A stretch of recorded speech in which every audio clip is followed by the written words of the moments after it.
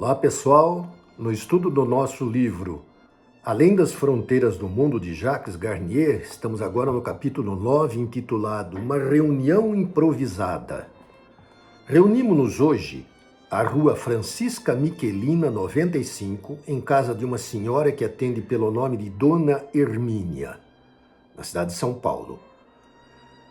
Presentes o médium Sebastião de Tal e seu amigo Walter, que gentilmente se propuseram a nos oferecer uma sessão de efeitos físicos. Preparamos o ambiente, obscurecendo as frestas de portas e janelas. A convite do próprio médium, foi o mesmo amarrado na cadeira em que se encontrava assentado, com diversas cordas de pequena espessura. A meu pedido, foram amarrados também os diversos assistentes. Tinha eu em vista, com essa possibilidade, amarrar o médium Sebastião com um pequeno cordonel que trazia em minha pasta. Havendo obtido a necessária permissão, cortei um pedaço do rolo de cordonel. Com esse pequeno pedaço de mais ou menos 1 metro de comprimento, liguei uma das extremidades à perna de Sebastião, atando nessa ponta aproximadamente uns 8 nós.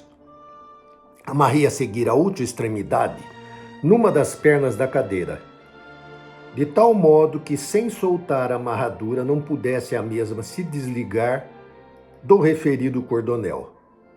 Logo após, retirei de minha pasta um rolo de fita de papel com goma em um dos lados. Cortei diversas tiras e com elas lacrei as 2 pontas em que o cordonel se amarrava. Superpostas 2 tiras em cada uma dessas pontas, exatamente sobre os nós, dei por encerrado o meu trabalho, que tinha em vista pôr à prova a idônea competência da mediunidade do nosso amigo Sebastião. Sobre o assoalho, colocamos uma caixa de papelão, dentro da qual havia uma folha de caderno, pautada e um pedaço de lápis convenientemente apontado. Por minha solicitação e por minhas próprias mãos, foi a mesma adredemente lacrada, com diversas tiras de papel sobre as quais, como fizemos com o médium Sebastião, lançamos a nossa rubrica. Terminados esses trabalhos, iniciamos a sessão com a prece habitual, a fim de que, espiritualmente, também ficasse preparada essa reunião.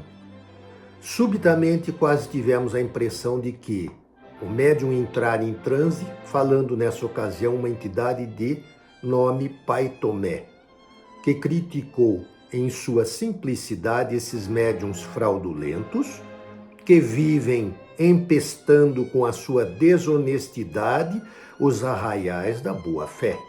Disse-nos então que o aparelho que ora ocupa, também de quando em vez, tenta reinar um pouco, motivo pelo qual Dom José iria dar-lhe alguns conselhos. É para nós tirar aparelho sem rasgar esses papezinho? Pai Tomé retirou-se nesse momento, dando lugar à entidade conhecida que se denomina Caboclo Rompe-Mato. Caboclo afirmou recordar-se já de mim, porquanto eu solicitara de outra feita o transporte de um livro do nosso hotel em que estava para a sala de sessões da Federação Espírita do Estado, dizendo que eu mesmo não me atendera naquela noite, porque a entidade Fragoso não o permitira. Acentuou depois que o mesmo não se interessa muito por esse assunto, que não apresenta para ele interesse muito grande, pois o mesmo não necessita dessas provas. Havendo eu argumentado que acreditava na possibilidade dele ter necessitado dessas provas quando, vivo, Caboclo afirmou-me não ser verdade o que eu falava, pois que eu mesmo, quando vivo aqui na terra, vira uma vez certa coisa numa estrada que muito assustara, e desde esse dia não duvidara mais da realidade da existência de outra vida. Falou-nos depois Caboclo que o índio Brogotá deixara sobre a mesa uma cesta de barbante para mim e um colar trançado para Dona Hermínia. A meu pedido, após insistentes solicitações, respondeu o espírito de caboclo que minha última existência anterior decorreu-se na França, não podendo, contudo, comunicar-me a cidade em que nasci naquela ocasião, nome ou profissão que eu tivera, porque Fragoso e um inglês ali presentes não permitiam-lhe que nos revelasse esses detalhes. Disse-me que encontravam-se presentes vários parentes meus, deixando de transmitir os seus nomes porque Fragoso lhe proibia, e que nem sequer me revelava seus sinais característicos porque o dito inglês não achava isso oportuno. Comunicou-me, porém, que esses meus parentes manifestar-se-ão um dia, independente de minha solicitação. Referindo-se ao êxito dos trabalhos que realizamos, disse-nos Caboclo para repetirmos essas reuniões até se quisermos obter um resultado mais positivo.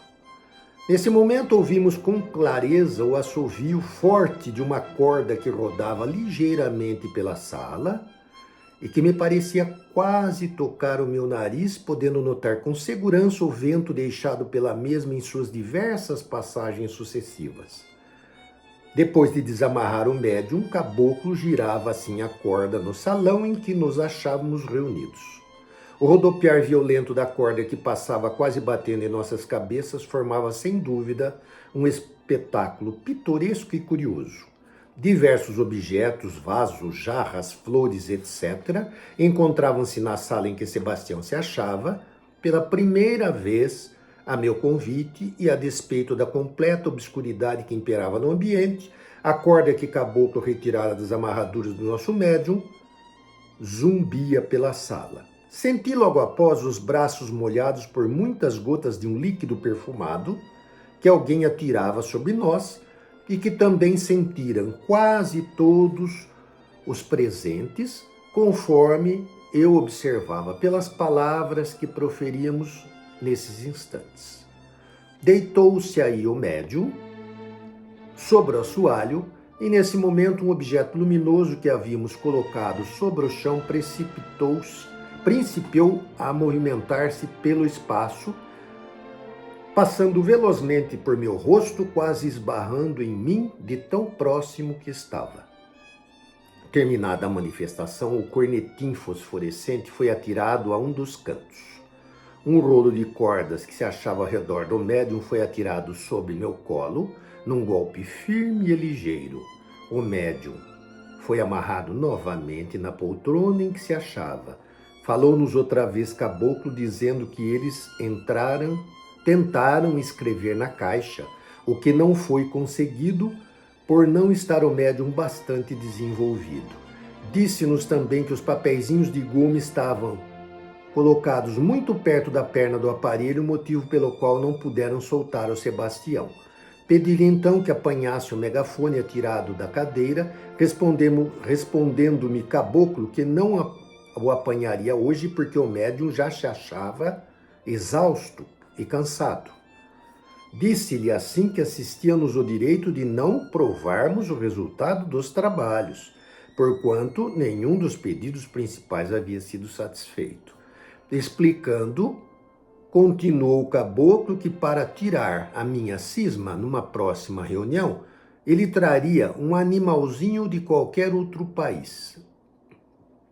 Acrescentei-lhe aí que para mim mais valia ser apanhado o megafone lá distante, escrever no papel dentro da caixa selada ou soltar o médium dos papeizinhos sem rasgá-los, do que trazer-nos um passarinho do Japão. Encerrada a sessão, o médium, ao reacenderem-se as luzes, continuava amarrado pelo cordonel, permanecendo intactas as tiras de papel.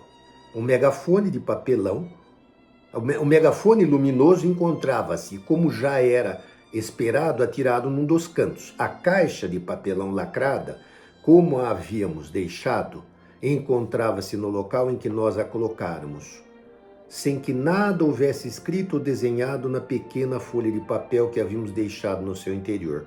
Sobre uma das peças que compunham O mobiliário da sala, conforme Caboclo nos dissera, estavam o colar oferecido a Dona Hermínia e a cestinha de barbante oferecida a mim por Brogotá. Com relação ao interesse probante, esse trabalho não me pareceu demasiado convincente. Sebastião será talvez um médium com possibilidades importantes.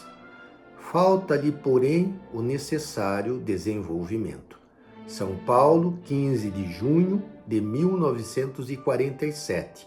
Por aqui a gente vê que o meu pai, Lauro Michelin, ele era um dedicado pesquisador da doutrina espírita, não se deixando levar por qualquer tipo de convencimento que não fosse realmente probatório. Eu acho que fica bem claro aqui a seriedade desse livro, Além das Fronteiras do Mundo.